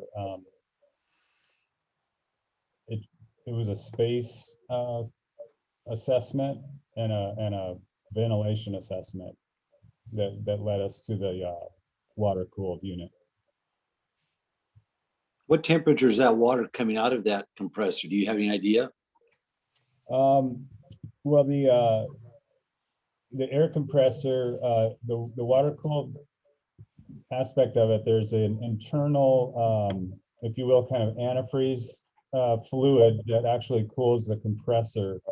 And then the water, which we will serve from our service water, actually in a heat exchange, then will cool that antifreeze. So it's a closed loop cooling system is what you're Correct. saying. Correct. Okay, I get that now. It's, yeah, closed loop is better. Okay. All right. Okay, you've answered it. I appreciate it. Is it also going to be, I'm sorry, Christine, I think I saw Oh, your no, hand up. go ahead, go ahead. With tax, are we talking what, 880, 890, somewhere in that neighborhood? Uh, 885? Yeah, I think, let me assess what I wrote here.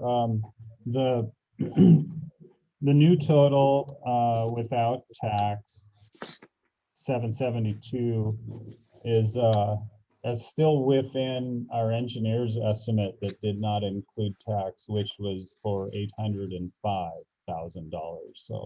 So the price, I think, is reflective of our initial engineer's estimate, which he based on this particular unit as well. So Because see, I think it's going to be more like 880. It's going to be over the engineer's estimate. Without tax, I get that, but. Commissioner, yeah, yeah, Commissioner Murphy, the new estimate is 772,699 without tax, but the engineer's estimate was 805 without tax. Yeah. I see what you're saying. Okay, you're right. I'm yeah, sorry. both I do now those see the no tax. numbers do not include tax. Yeah. Okay. Expensive air compressor. Yes, it is. So speaking of expensive air compressor, just wanted to sort of, with the plant one rebuild, I'm sure we'll have a longer discussion about that, but just in terms of moving these very valuable pieces of equipment that still have a lot of life left in them, we're thinking through all of that with the plant one rebuild design, right? Yes, we are. The compressor can be relocated if the building that it's going to be installed in is targeted to be changed with that eventual plant rebuild. So the equipment can be relocated. Okay.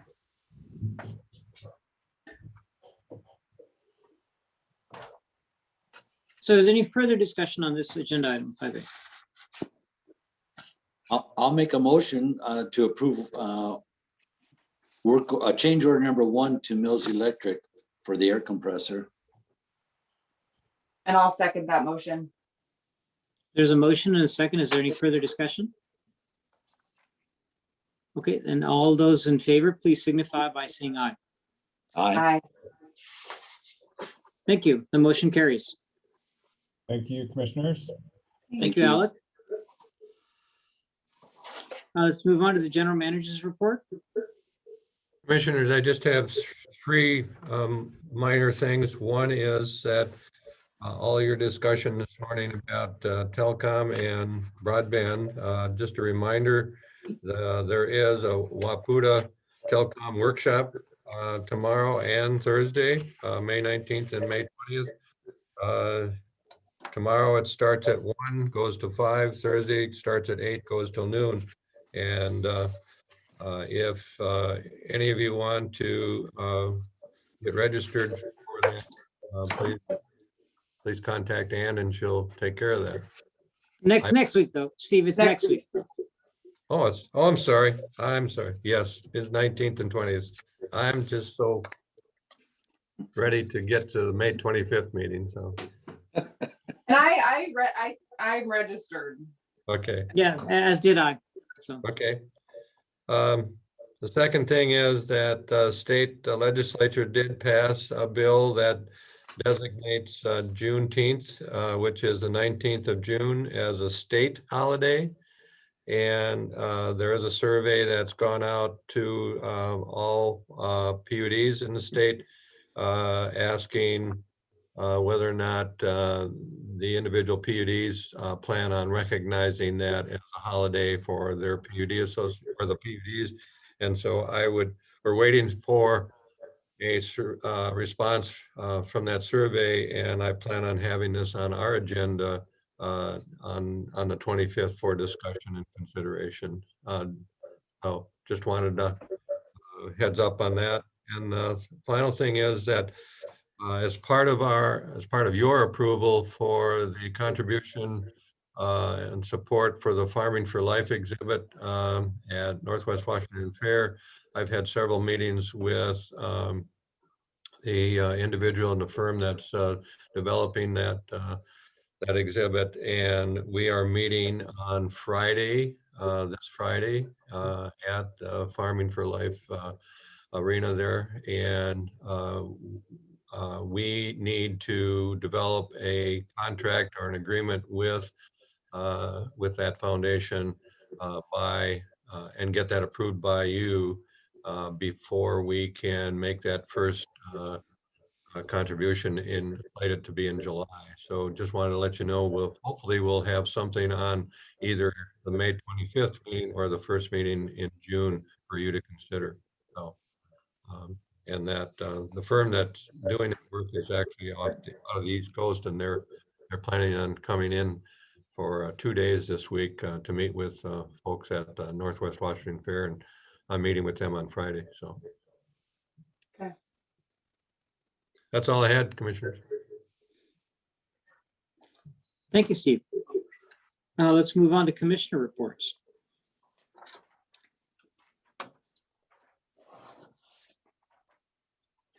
I can go first. Please.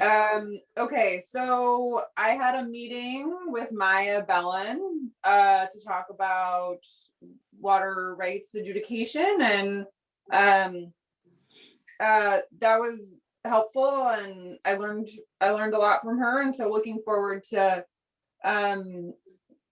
next steps. But I also, as we talked about, did the meeting with the port, and the Sonia Prothman interview, Jim Darling conversation, touched base with Teresa Taylor with the who does economic development with the Lummi Nation, and to talk to her about their broadband work. And she shared just some information about a grant writing firm that they're working with on their broadband efforts. So just kind of wanted to sync up with her to learn more. Like I said, I joined this thing called the Fiber Broadband Public Officials Group. They meet, I think once a month, and I can share it with you. There were elected officials from 27 different states.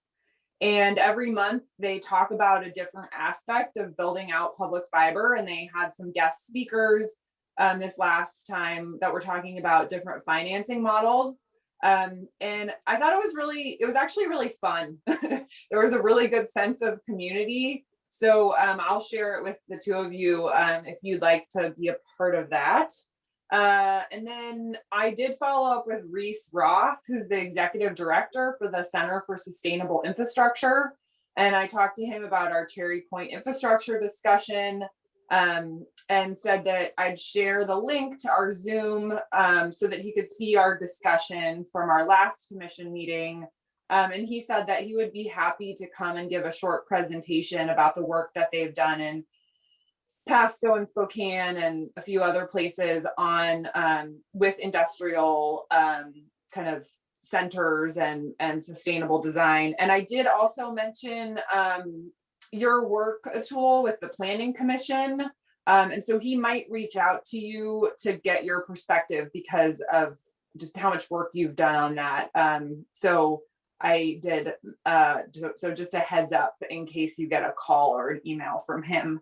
But I'll follow up with you, Steve, about, when we might actually bring him on. But he was eager to kind of share more about what his organization does.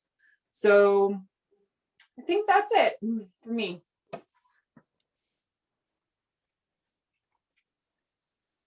I also had an opportunity to meet with Maya too, and that was a good conversation that she and I had. This has been a very busy couple of weeks because I've been receiving calls and talking because parents have been calling me saying, what are we gonna do about broadband? So you can see why I'm interested in moving forward. Because I care about kids a lot and I understand what parents are saying. I also had some time spent with farmers and from Skagit County and Whatcom County too. I know Skagit up, but trying to understand more about farming and what's going on, because it seems to be, and Steve, you might want to jump on it. There's a predicting more of a drought this season. And there's a lot of talk about crops might not be successful this year or in the quantity in the past. I was actually told you better buy your canned goods now for this coming fall if you want that hint to be prepared. So I think there's things that we got to look at even from that point of view of drought, if that's truly coming, you know, about our own resources and stuff that we're doing, and continue talking about what are we going to do with the drought. And I don't know, Steve, if you've heard anything. There's a couple of different viewpoints on this, and I think it, in terms of, is there going to be a drought? Is there going to be a scarcity of water, especially for agriculture? The areas of both Skagit and Whatcom County that depend upon surface water, in our case, the main stem of the Nooksack, and then in the case of Skagit, the main stem of the Skagit River, having to do with snow melt. I think there's perception that we had a wet winter, and the snowpack up until about a month and a half or so ago was more than plentiful. And but because of the warm weather, and even with the wet conditions in the last couple of weeks, there appears to be, and there is a prediction by the Water Supply Committee at the State Department of Ecology that certain parts of the state, even our part of the state, there could be a scarcity of surface water for irrigation. In this county, of course, there's a variety of sources for irrigation use. A lot of it is groundwater, but a number of farmers on the main stem who do not have permanent certificated water rights, but only have, alternative rights. I think they're starting to be very, very concerned. So we continue to be in contact, with some of the watershed improvement districts and some of the farmers directly, talking about options for us to get engaged in water supply to them. But even, this year, even discussions around pipelines and moving water rights, upriver, those kind of activities and actions will not, they simply won't take place this year. So, but yes, I think there is a serious, a building concern that if you're depending upon surface water, especially in the main stems of the two rivers, you as a farmer, you're going to have a serious problem this year.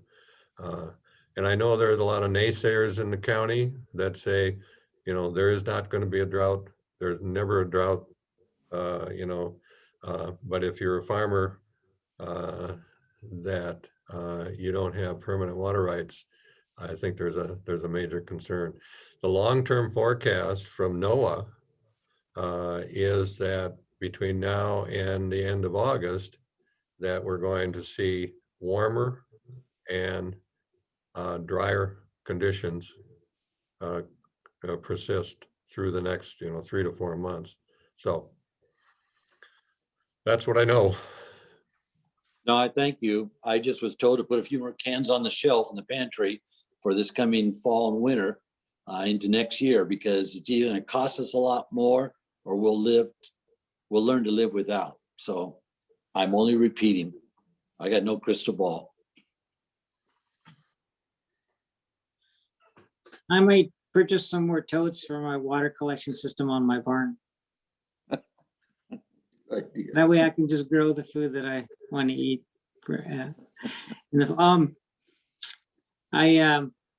Has any further comments, Commissioner Murphy? So I attended several WID meetings, And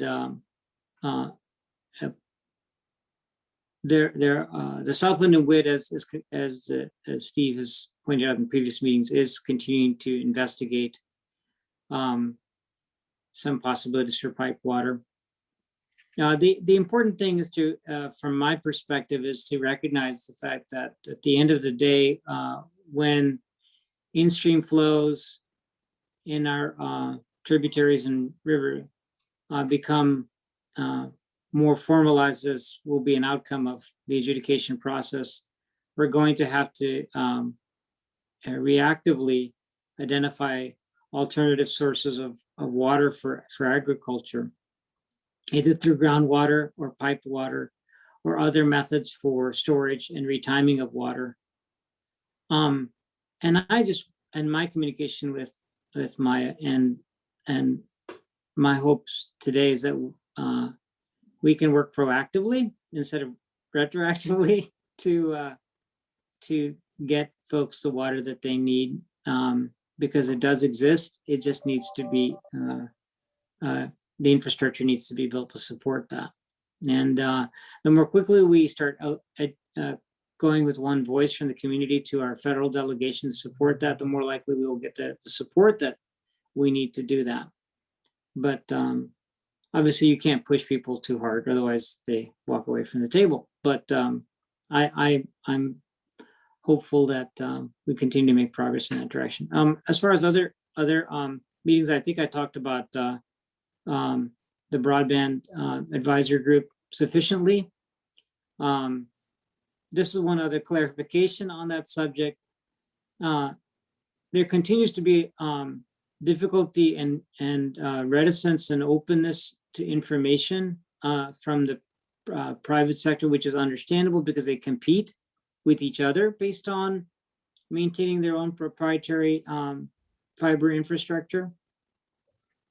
One of the reasons it's so important to do this mapping exercise is because that allows us all to benefit from a shared set of documents that can allow us to collaborate better among the players in the public sector, but also among players between the public sector and the private sector. So I believe that this kind of mapping exercise, this exercise of creating a countywide understanding of what is our infrastructure and what's the level of service, will be a beneficial construct to the entire community, regardless of what the PUD's level of involvement is in terms of fiber.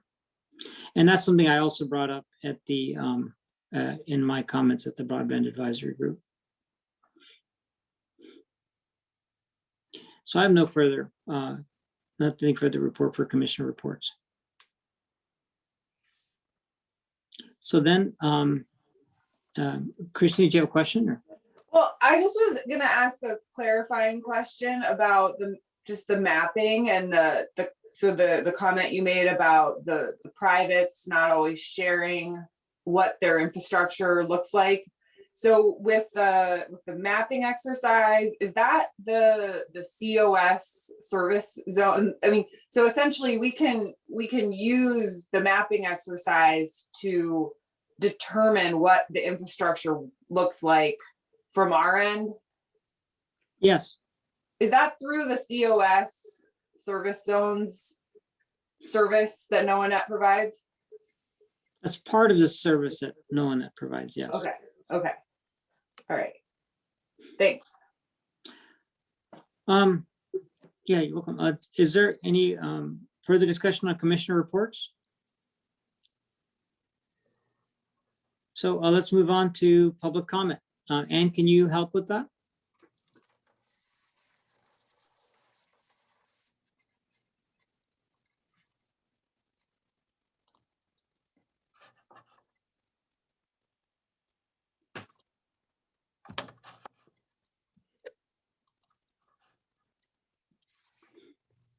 And do we have any public comments at all?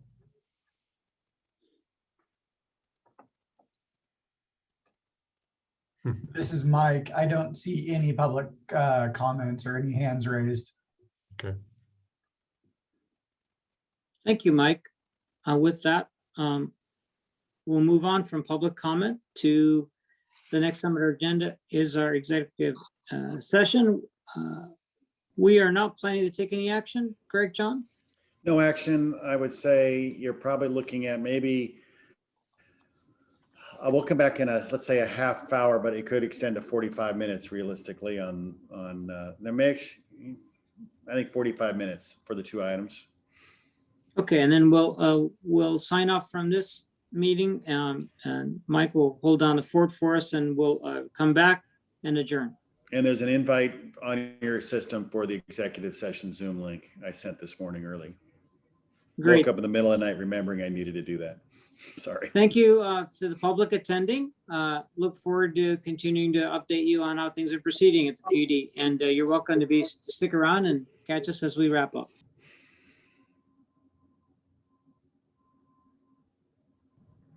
Okay, well, we're all back. I was just checking to see if there's any other participants. We had our executive session. There was no action taken. We discussed the general manager's performance and potential litigation. Is there anything else for the good of the order? Then I'd like to call this May 11th Whatcom PUD meeting to close. Thank you. Thank you all. Have a good day. Bye. Thanks, everyone.